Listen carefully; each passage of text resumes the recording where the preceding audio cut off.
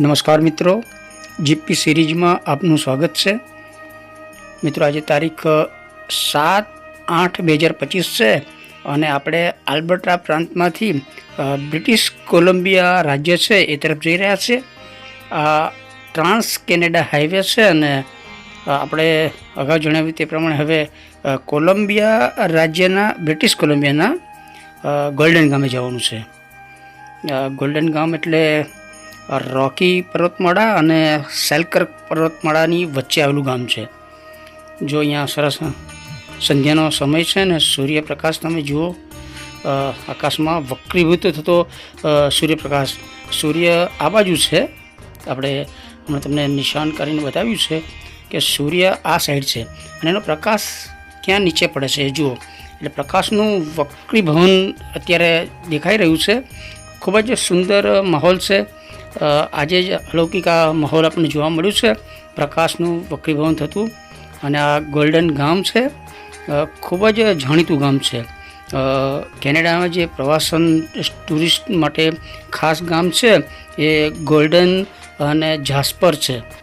અને અત્યારે આપણે ગોલ્ડન ગામ છે એ તરફ જઈ રહ્યા છીએ। આકાશનો અદ્ભુત નજારો જુઓ, પ્રકાશનું વક્રીભવન જોવા મળે છે તમને। મિત્રો, આ ગોલ્ડન ગામની એક ખાસિયત એ છે કે તે રોકી પર્વતમાળા અને સેલ્કર્ક પર્વતમાળાની વચ્ચે આવેલું ગામ છે। એટલે મિત્રો, સેલ્કર્ક પર્વતમાળા એટલે કે ઉપરથી ધારદાર એનો શિખર હોય, એટલે જે પર્વતારોહક છે એ એના માટે ખાસ એ વધારે પસંદગીના પહાડ હોય છે। અને રોકી પર્વતમાળા એનું શિખર ગોળાકાર હોય છે। અને હવે આપણે ગોલ્ડન ગામે આવ્યા છે, ત્યાં સેલ્કર્ક પર્વતમાળા છે, ત્યાં અત્યારે મકાન અને એવું બધું બનાવી અને પેલું કેબિન જેવું બનાવી અને ટુરિસ્ટો ત્યાં જંગલમાં, પહાડ ઉપર, ઢોળા ઉપર, નદી કિનારે રહેતા હોય છે। એટલે આપણે ગોલ્ડન ગામમાં એવા એક સરસ મકાનમાં રહેવાનું છે, 2 નાઇટ રોકાવાનું છે અને કુદરતનો નજારો આપણે માણવાનો છે। હવે આપણે જે જવાનું છે એ થોડું દૂર છે, 10 કિલોમીટર દૂર, અને પરસન ગામ છે અને એ ગામે આપણે 2 નાઇટ રોકાવાનું છે અને જમવાનું બધું ત્યાં જ બનાવવાનું છે। એટલે આપણે ગ્રોસરી લેવા માટે આવ્યા છે ને જો હિરેન શાહ એક ભારતીયનો સરસ મોટો સ્ટોલ છે, મોલ છે। એટલે આપણે ગ્રોસરી બધી અહીંથી ખરીદી કરીને લઈ જવાની છે અને આજે સાંજે લગભગ ભાજીપાઉં બનાવવાના છે। એટલે બ્રેડ અને શાકભાજી એ બધું અહીં ખરીદી કરવાનું છે। એટલે આપણા બધા પરિવારજનો અત્યારે અહીં આવ્યા છે અને જો તમે ગોલ્ડન ગામનો આ મોટો મોલ છે અને અહીંયા બધી જ શાકભાજી, આપણે રિલાયન્સ ફ્રેશ છે એ ટાઈપ શાકભાજી ને ફળફળાદી બધું અહીંયા ફ્રેશ મળે છે। અને જો આપણે જયમીનભાઈ અને અપૂર્વાબેન, કુલદીપભાઈ બધા અહીંયા અત્યારે મોલમાં ફરી રહ્યા છે, કારણ કે આટલા વિસ્તારમાં ચારે બાજુ આ એક જ મોટો મોલ છે અને અહીંયા બધી જ જીવન જરૂરિયાતની વસ્તુઓ મળે છે। એટલે આ ગોલ્ડન ગામ અને આજુબાજુના જે પહાડી વિસ્તારમાં રહેતા હોય અને જે ટુરિસ્ટો આવતા હોય એ બધી ખરીદી અહીંયાથી કરી જાય છે। અને આપણે ભાજીપાઉં બનાવવાના છે એટલે એ પ્રમાણેનું શાકભાજીને એવું બધું અહીંયાથી જયમીનભાઈ અને અપૂર્વાબેન છે એ બધું નક્કી કરી અને બધી ખરીદી કરી રહ્યા છે। અને અન્ય મેમ્બર્સ પણ બધા મોલની મુલાકાત લઈ રહ્યા છે અને જરૂરિયાતની જે તે વસ્તુ હોય એ અહીંથી ખરીદી કરવાની છે। જુઓ, સરસ લીલા શાકભાજી છે અને ભારતીય ઇન્ડિયન આના કોઈ માલિક છે, બહાર આપણે પોસ્ટર જોયું, શાહ છે।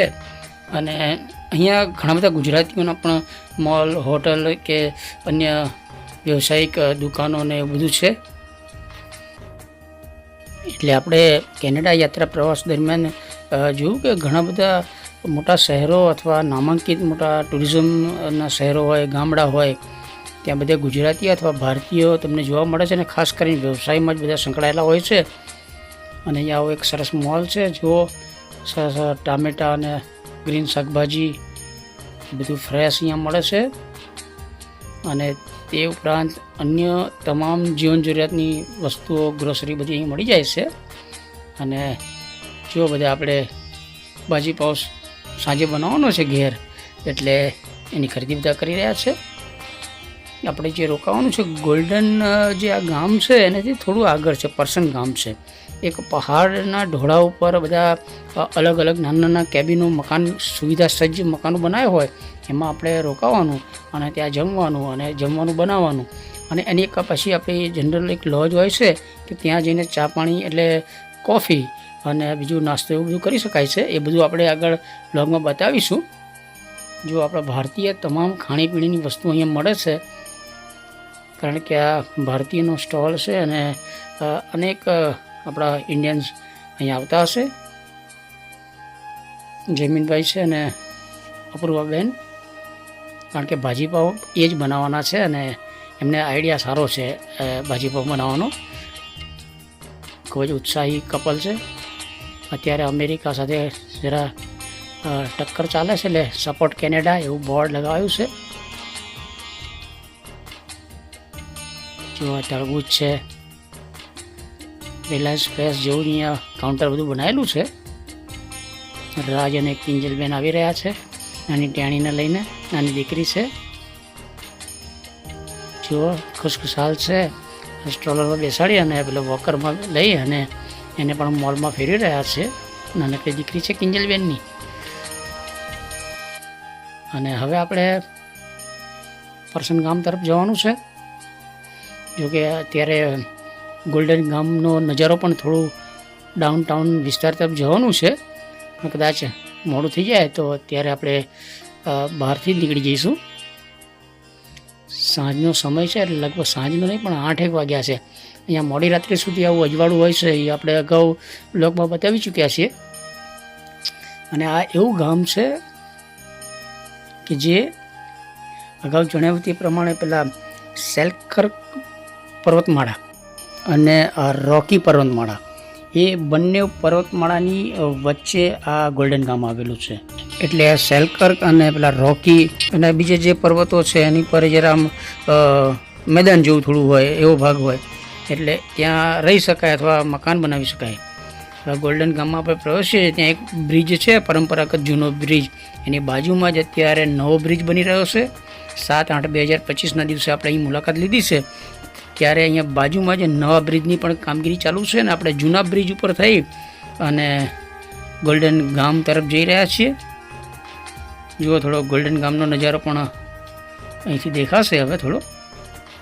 અને અહીંથી આપણે પાછા થોડા આગળ બધું ગોલ્ડન વિસ્તાર જ કહેવાય છે, પરંતુ આપણે થોડું એક પર્સન વિસ્તાર કહેવાય છે, પર્સન લોજ, એ તરફ જઈ રહ્યા છીએ. પાછળ પહાડોની હારમાળા દેખાય છે. પહાડો તમને ખ્યાલ આવ્યો, જે શંકુ આકાર પહાડ અને ઉપરથી થોડો મેદાની હોય એવા વિસ્તારવાળી પહાડની હારમાળા દેખાય છે.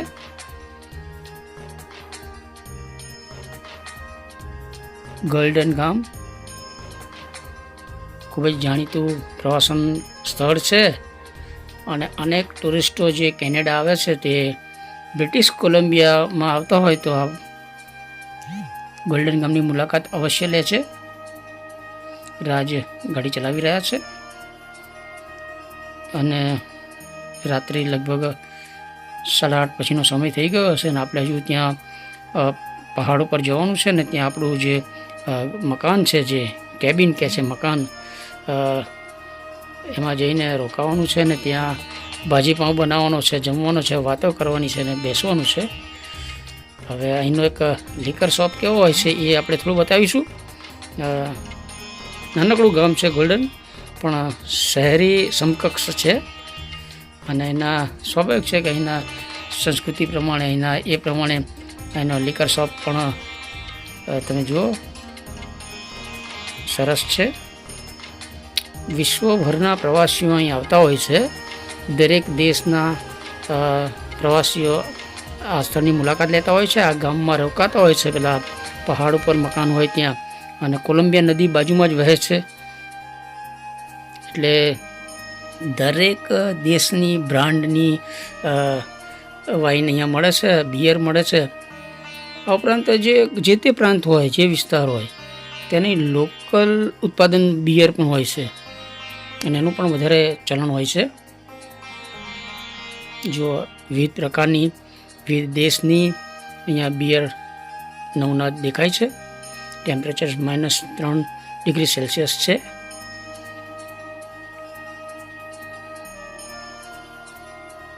જુઓ તમે, સરસ એકથી એક ચડિયાતી બધી વાઇન છે અહીંયા આગળ. દરેક દેશ અને બ્રાન્ડ અહીંયા તમને જોવા મળશે. અને આપણે હંમેશા જે વિસ્તારમાં જઈએ ત્યાંના મોલ અને લિકર શોપ અને અન્ય જે તે કંઈ ખાસિયત હોય એની અવશ્ય મુલાકાત લઈએ છીએ અને એનું શૂટિંગ પણ કરીએ છીએ અને આપને બતાવવા માટે આ બધું ખાસ કવરેજ કરીએ છીએ. જનરલી આ બધું શૂટિંગ કરવા ના દે, પણ આપણે દરેક જગ્યાએ થોડું શૂટિંગ કરી લઈએ છીએ. ખાસ કરીને આપણે શૂટિંગ દરમિયાન એ ધ્યાન રાખવાનું હોય કે બીજા અન્ય કોઈ આવ્યા હોય તો એ અંદર કોઈની પ્રાઇવસી ભંગ થાય એવું ન કરવું. એટલે આપણે બીજા બધા કોઈ ફરતા હોય તો આપણે શૂટિંગ એ વખતે કરતા નથી અને જે એરિયામાં કોઈ ન દેખાય એ એરિયાનું આપણે શૂટ કરીએ છીએ. એ રીતે આપણે અહીં હોટલ રેસ્ટોરન્ટમાં જઈએ કેનેડામાં તો ત્યાં પણ એવું કરીએ છીએ કે જ્યારે અન્ય કોઈ હોટલમાં જમવા આવ્યા હોય તો એમને ડિસ્ટર્બ ના થાય એ રીતે આપણે બધું કવરેજ કરીએ છીએ. આપણે ખાસ એનો માહોલ બતાવવાનો હોય છે, એટલે અન્ય કોઈ મુલાકાતી હોય અથવા હોટલમાં હોય તો કોઈ જમતા હોય અન્ય કોઈ તો એ બધાને ડિસ્ટર્બ ના થાય એ રીતે હંમેશા આપણે બધું શૂટિંગ કરીએ છીએ. અને અહીંયા પણ આ વાઇન શોપમાં અન્ય જે ખરીદી માટે આવ્યા હોય એ બધા ખરીદી કરીને નીકળી જાય ત્યાર પછી આપણે શૂટિંગ કરીએ છીએ. અને હોટલમાં પણ એવું કરીએ છીએ કે અન્ય કોઈ જે જમવા આવ્યા હોય એ બધાને ડિસ્ટર્બ ના થાય એ રીતે જ હંમેશા આપણે શૂટિંગ કરીએ છીએ. આપણે તો ખાસ આ બધો નજારો બતાવવાનો છે, ભારતના આપણા વ્યુઅર્સ છે એમના માટે ખાસ આ બધું કવરેજ કરીએ છીએ. જો કેટલી મોટી આ લિકર શોપ છે, તમે બહારનો નજારો જોયો એટલે ખ્યાલ આવી જશે. અને સામે જો એક ઝાડનું થળિયું છે એની ઉપર જ એનું બોર્ડ લગાવાયું છે. અને અહીંયા તમે જુઓ આપણે બોરડીનું પેલું છોડ હોય એ ટાઈપ અહીંયા વનસ્પતિ છે, એની પર લાલ કલરના પેલા બોર હોય અથવા આપણે ગુંદા નથી હોતા એ ટાઈપનું કોઈ ફળનું આ વનસ્પતિ અહીંયા દેખાય છે. અને અન્ય જગ્યાએ પણ આવી વનસ્પતિ આપણે જોઈ હતી. અને સામે જુઓ પેલા ઝાડ છે, આખો ઝાડનું થડ એની ઉપર લિકર શોપનું બોર્ડ લગાવાયું છે.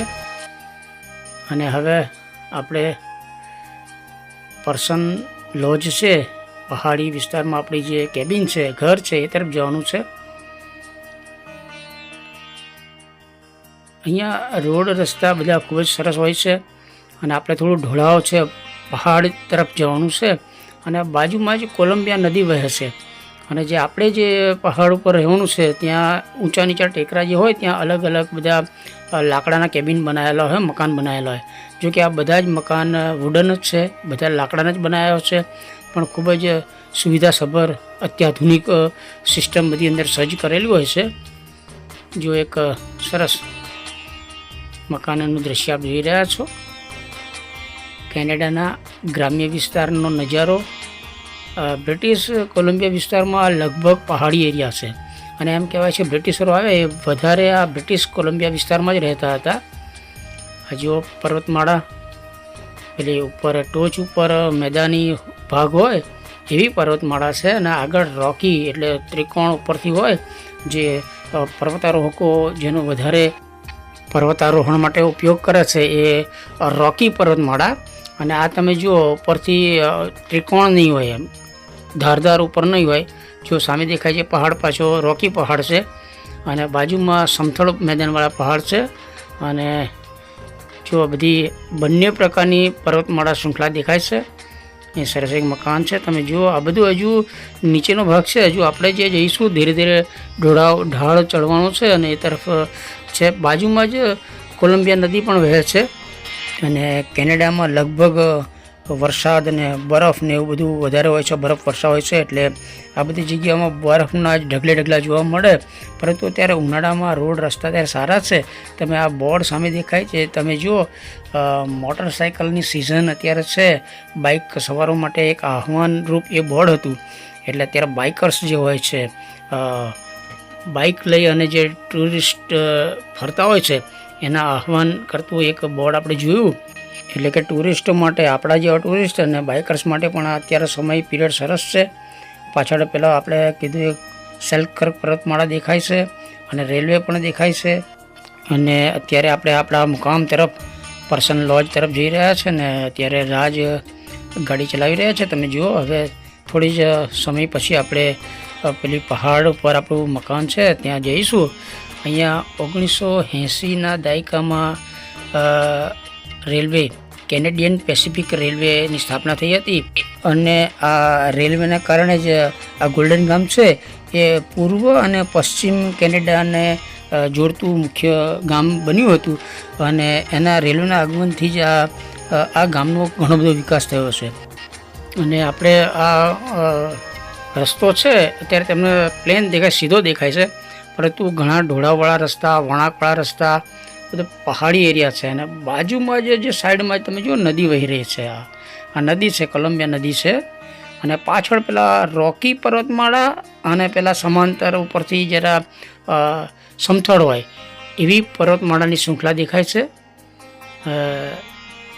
સરસ અદ્ભુત કુદરતી નજારો છે અને સંધ્યાનો સમય છે.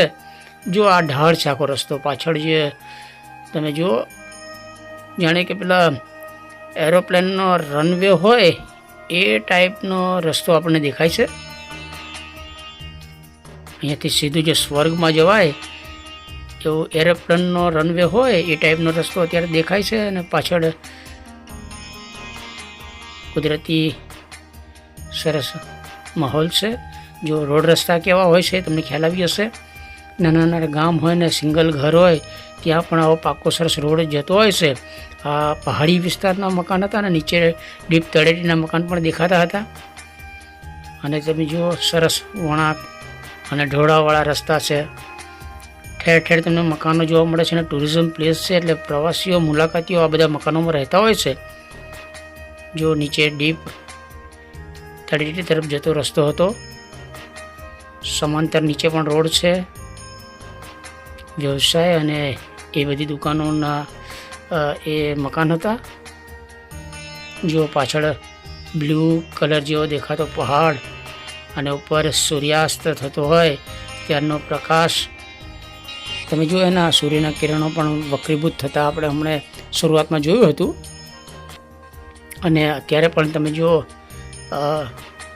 સૂર્યપ્રકાશ પર આકાશમાં રેલા રહ્યો છે અને આકાશમાં ઉજાસ દેખાય છે. પરંતુ પહાડના કારણે તળેટી વિસ્તારમાં એ પ્રકાશ અત્યારે જતો નથી. તળેટીમાં થોડું સંધ્યા સમય જેવો માહોલ છે. જો કેવા સરસ રમણીય ગ્રીનરી વચ્ચે આ બધા મકાનો અને દુકાનો છે, મોલ છે, વ્યવસાયિક સેન્ટરો છે. અને આ ઢાળ, પછી ચઢાવ અને આવા વાંકા ચૂકા રસ્તા, પછી પાછું ચઢાણ અને ઢોળાવ આવે. બાજુમાં સરસ નદીના નીર, શાંત નીર છે અને પાછળ પર્વતની શૃંખલા. અને પર્વતો પાસે જ જબરજસ્ત જંગલો દેખાય છે અને નીચે ખેતરો છે. તળેટીમાં ગામ છે અને ત્યાં બધા નાગરિકો રહેતા હોય છે. અને એ ઉપરાંત આ જે ઢોળાવવાળી જગ્યા છે ત્યાં આવા બધા રહેઠાણ પણ હોય છે. અને તમે રોડ રસ્તા પણ જુઓ કેટલા સરસ છે. અને હવે આપણે લગભગ આપણા ગામ તરફ આવી ગયા છીએ. અને અહીંયા થોડા વરસાદી છાંટા પડ્યા છે એટલે આમ ગણો તો વરસાદી સ્વાગત કર્યું છે આપણું એમ કહી શકાય. આપણે વરસાદી છાંટા હોય એટલે સુકનની નિશાની સમજીએ છીએ. એટલે આપણે જે ઘરે જવાનું છે, અહીંયા પહાડ ઉપર જે ઘર છે અને એવા અનેક ઘર હોય છે એવા, અને ટુરિસ્ટો બધા આવીને અહીંયા રહેતા હોય છે. અને આ સરસ કુદરતી સ્વર્ગ જેવું વાતાવરણ છે એનો આનંદ મેળવતો હોય છે. અને એ આપણે બીજા બ્લોગમાં બતાવીશું.